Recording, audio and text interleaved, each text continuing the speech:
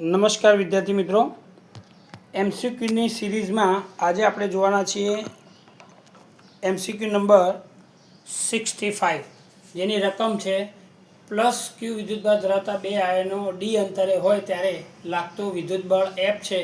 તો દરેક પરમાણુ વડે ગુમાવેલ ઇલેક્ટ્રોન્સની સંખ્યા કેટલી થશે? તો અહીંયા વિદ્યાર્થી મિત્રો આપણને ઇલેક્ટ્રોન્સની સંખ્યા શોધવાનું કહ્યું છે, એટલે Q બરાબર NE એ સૂત્રનો ઉપયોગ આપણે વિચારી શકીએ. તો અહીંયા આપણને રકમમાં વિદ્યાર્થી મિત્રો એક લાઈન આપી છે કે બે આયનો ડી અંતરે આવેલા છે, તો એમના વચ્ચે લાગતું વિદ્યુત બળ F એ કેટલું હોય વિચારીએ આપણે.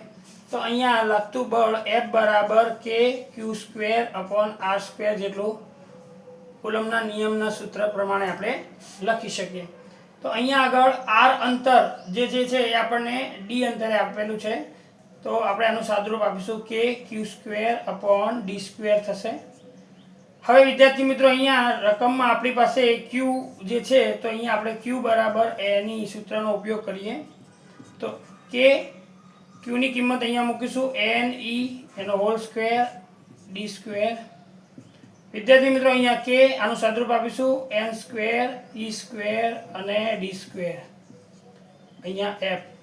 તો આપણું સૂત્ર તૈયાર થઈ ગયું છે મિત્રો. હવે આપણે ઇલેક્ટ્રોન્સની સંખ્યા જોઈએ છે, તો આ n² જે છે એને આપણે સૂત્રના કરતા બનાવીએ.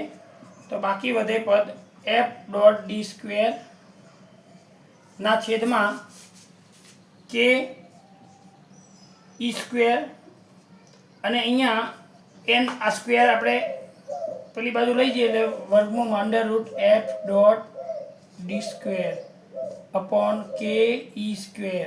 તો આ આપણો જવાબ બનશે. ઓકે વિદ્યાર્થી મિત્રો, તો અહીંયા ઇલેક્ટ્રોનની સંખ્યા આપણને આ રીતની મળશે, n બરાબર √f.d²/k e². Thank you.